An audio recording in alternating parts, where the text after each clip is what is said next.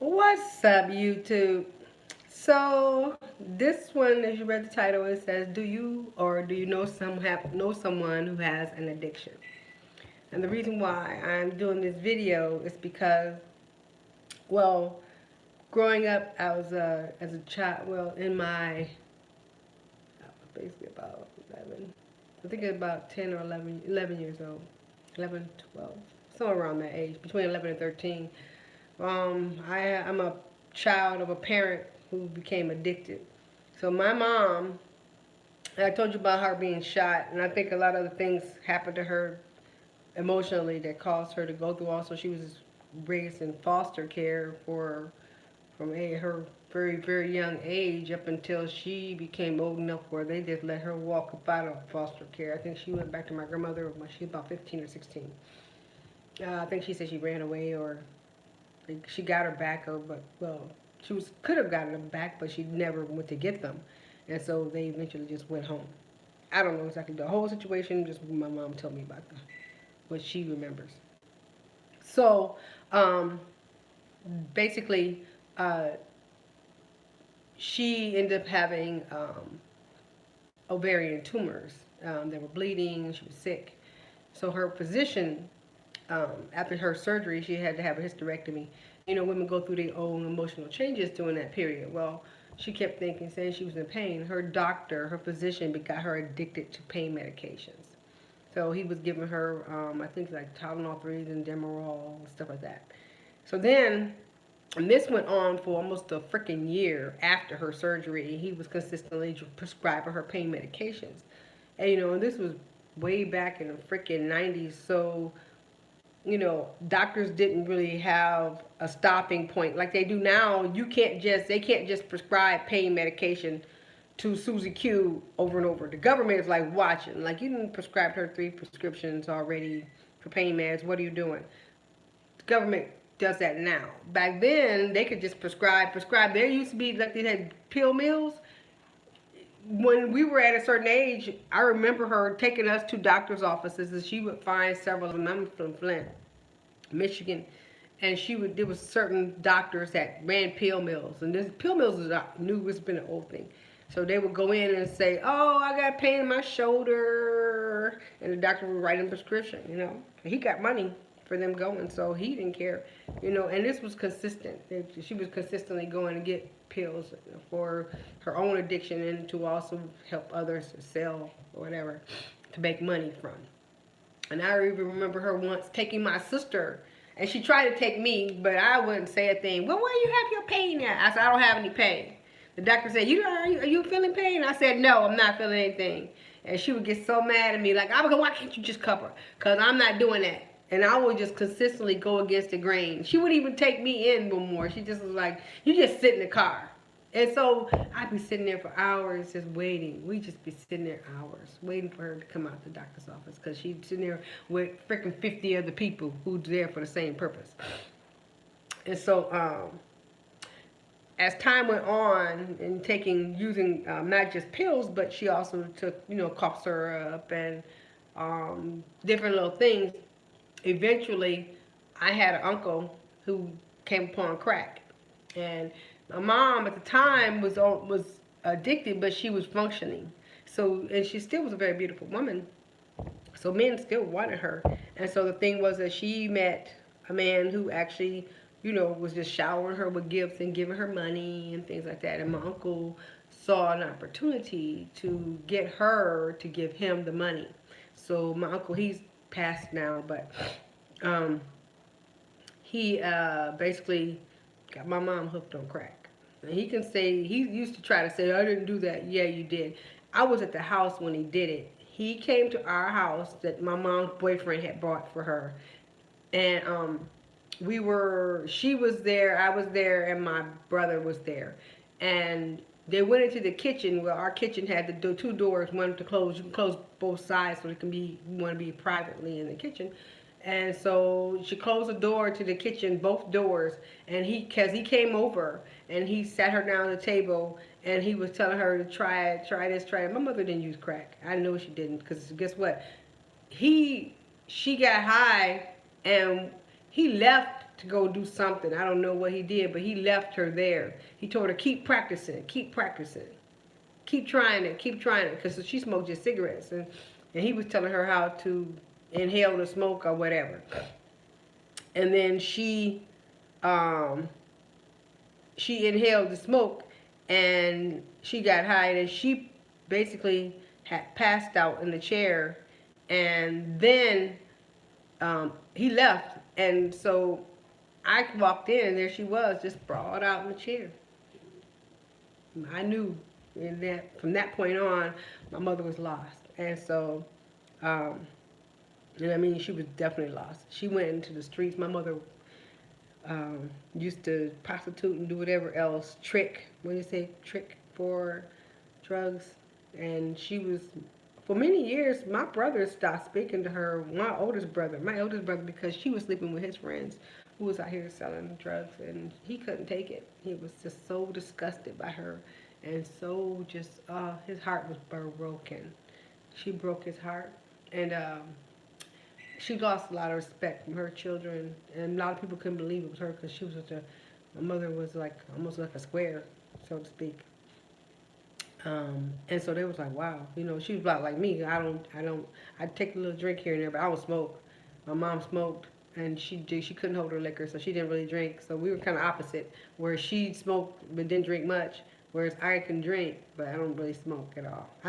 Not really, I don't smoke at all. And so, um, we were somewhat similar in that sense, but um, her addiction grew, and so now my mom is she's like 70 something years old, and still dealing with this addiction. So the government came up with this plan to take people off of opioids and put them on something else. So there's multiple opioids, and put them on methadone. Well, all this is legal drug dealing. And if you have a family member and someone and they tell you they're on methadone, or they're thinking about doing it, don't let them do it. Do not let them get on methadone. They are stuck on methadone for life. You heard me? No, I'm not playing. This is serious. For life. For life. Methadone is harder to get off, and because methadone is actually a drug that is given to people who are terminally ill. And so they don't have to take you off of methadone, get you off, because they're expecting you to die. Like you have cancer and you're going to die, or some kind of terminal illness. They already know you're going to die, so they don't have to worry about getting you off of methadone. That is the purpose of methadone. It is not meant to treat a person who has drug addiction. So the government's always doing stuff like that and coming up with little things, thinking they're smart. And now they've created new drug addicts. These new drug addicts are on methadone. They'll never get off.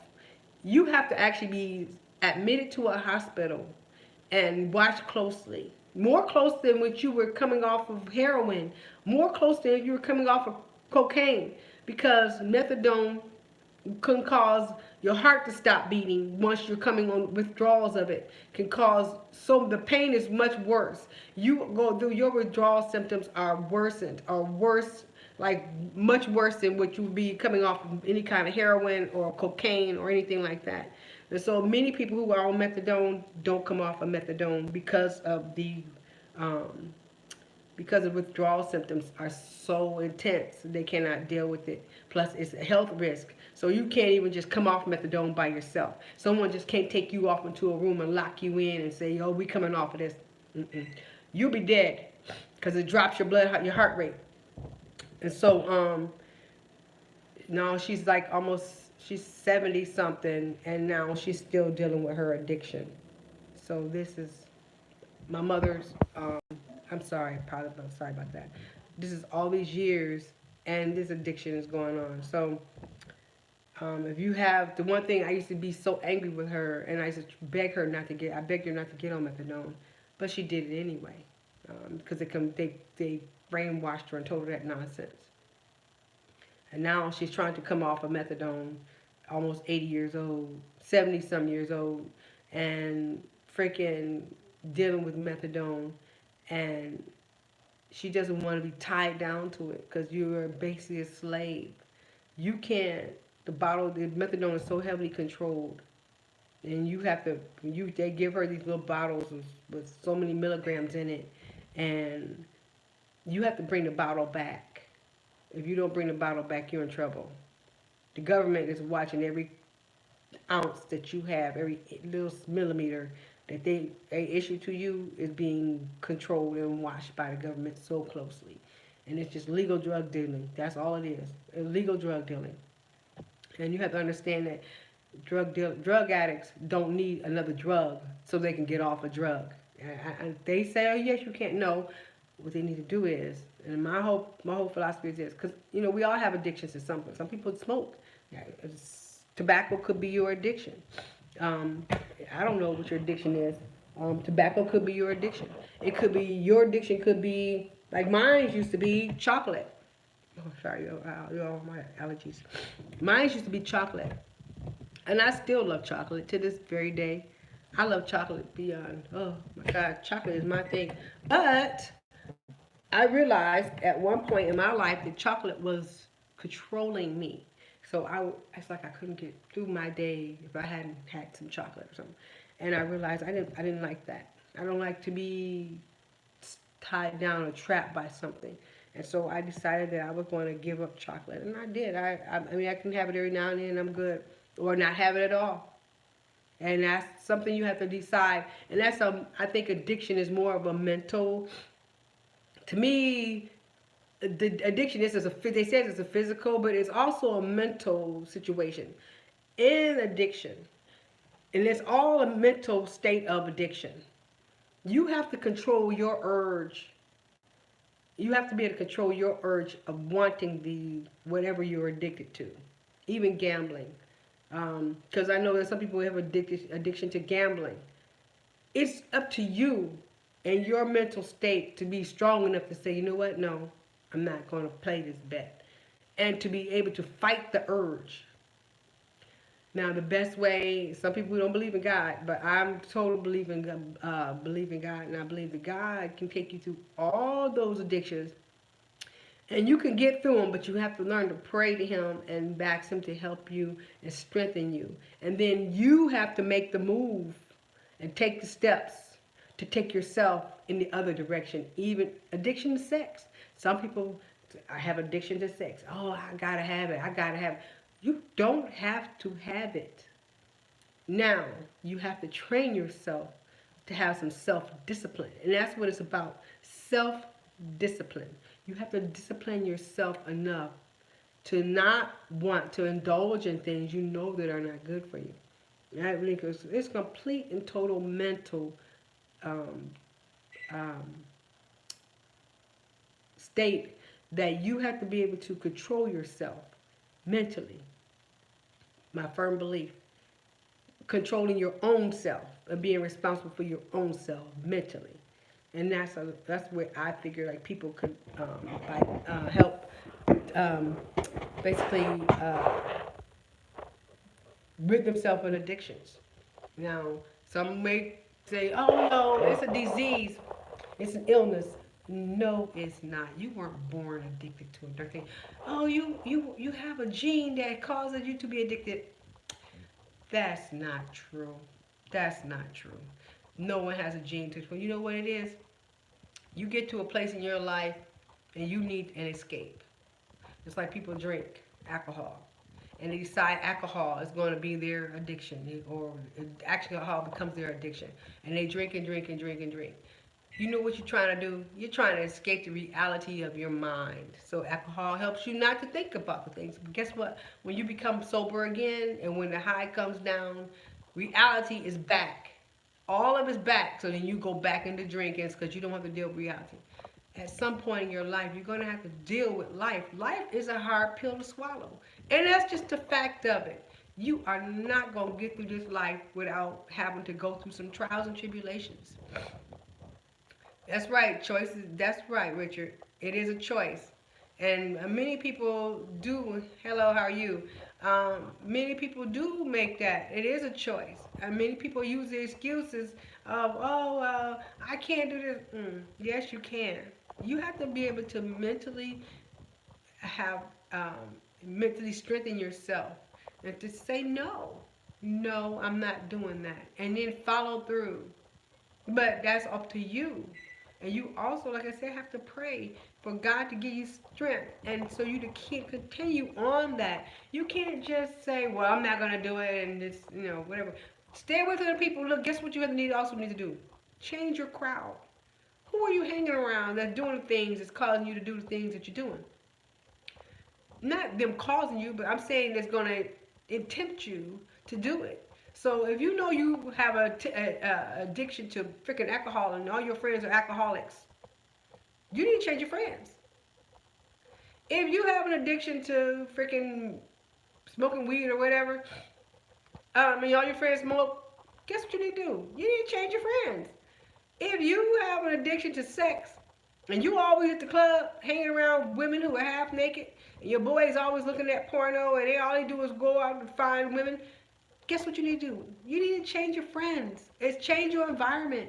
You need to change it. Go find someone who is actually moving progressively and progressively in life. Because guess what? The people who are having addiction, they're stagnant. They're stagnant. They're not moving. They're not moving forward. They're stuck in their addiction. If you're trying to be a progressive person, you cannot be progressive and have an addiction because addiction doesn't allow you to move progressively. It keeps you stuck on it. That's all. We've got to find another way to get high. We got to find another way to be satisfied. We got to find another way to have our to curb this craving. We got to find a way to do it. Addiction only wants you to concentrate on it, and so it is not going to let you go and be progressive. You got to let all those people who go, and you can't even hang around them. They're like, yeah, they call you, hey man, we got a party. Sorry man, I can't make it. Sorry girl, I can't go. You don't never hang out with us no more. What's wrong with you? And I'm just doing things different in my life. I'm just trying to make things better for myself. That's all. You ain't gonna hang out. That mean you can't hang out with us no more? Nope. Don't lie to them. Tell them straight up. Nope. Nope. I can't. Don't lie to them. Tell them straight up. Nope. I can't. Because I'm trying to go this way. And you guys aren't moving the same direction as I am. And so this will impede my movement. So I can't mess with you. Not now. Not until I'm stronger. Not until I'm able to curb these cravings and I'll do all the things you're doing. I can't do it. And that might be a long time or it may be never. And so you have to just be honest with them. I love y'all, but you know what? If y'all need something, y'all need me, I'm here, but outside all that other stuff, I'm not coming. And that's what you have to do. You have to cut people off and let them go. That's just the way you have to be.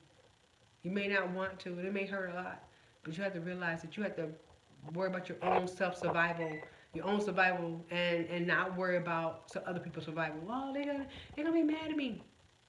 Okay, so what? So you're telling me that you'd rather drown yourself, you let yourself drown rather than save yourself. If both of you are in the water and they're going down and you jump in to save them and they start pulling you down, you know what you're supposed to do? You're supposed to let them go. You're not supposed to drown yourself with them.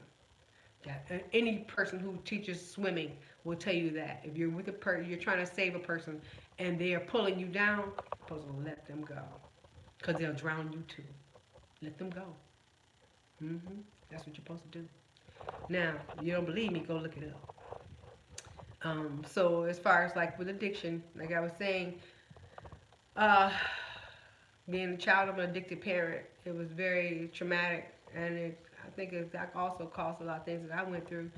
And as far as my being a youth and young female growing up, and I had no guidance. And so, people, if you have an addiction, I need you to go out and get some help. I need you to talk to someone. Talk, not, and I would tell you to go talk to your pastor, but don't go talk to them. Because you know what? Don't talk to them. Go talk to an addiction counselor. Those are people who are regular people. I don't want you to go and talk to a pastor. No. Because all they'll do is pull out the Bible and tell you about what the scripture says about this and this and this. But behind the secrets of what they're telling you, they got their own freaking addictions. They running through their head. Don't mess with them. No, leave them alone. Don't do that, because they'll have you all messed up. Go talk to an addiction counselor. Go talk to a counselor, someone who can talk to you on a regular layman's level, someone who's going to tell you about their experiences, possibly, because a lot of times addiction counselors have either dealt with addictions of others or they've dealt with their own addictions, and so they can discuss, they can kind of better understand where you are, you know. They don't hide behind and pretend like they haven't never done anything. God has saved me, and I'm, you know, a lot of preachers and pastors are running around here pretending like they wasn't freaking around here adulterers and dang on freaking um, sleeping with this person and liars and freaking con artists, and some still are up on the pulpit still doing that stuff. You can't trust them. So I don't recommend, if you have an addiction or some issues like that, that you go see a pastor. I would suggest you go see an addiction counselor. I'm going to tell you that. And I don't care how many pastors, you can get up on this page and say what you want to say. And I bet you if I could dang follow you around for a good week, I'd find all kinds of dirt you're doing. You done lied and cheated, and don't even come up on here talking that junk, because I'll count you out. I'll count you out real quick. You can play that game all day. I'm sure there's a number of people who can tell about the stuff you done did. I'm sure there's a number of them. They don't mention it, but everybody knows. Everybody in your congregation knows what you've done, and they won't even say nothing about you. Don't even try it. So don't hop on here talking that junk to me, because you know I'm telling the truth. Anyway, and everybody gonna come here. Well, my pastor, he's a great pastor. He does this. Honey, get on off of here. I don't even want to hear about that. Cause guess what? You know there's some of the junk he's done too. He ain't no great pastor. He ain't no great. He's a man. And guess what? We're all weak, and we all falter. All of us. He is not Jesus Christ. He is not perfect. He is just, and even Jesus Christ wasn't perfect. He had made mistakes. He had problems when he was younger as well.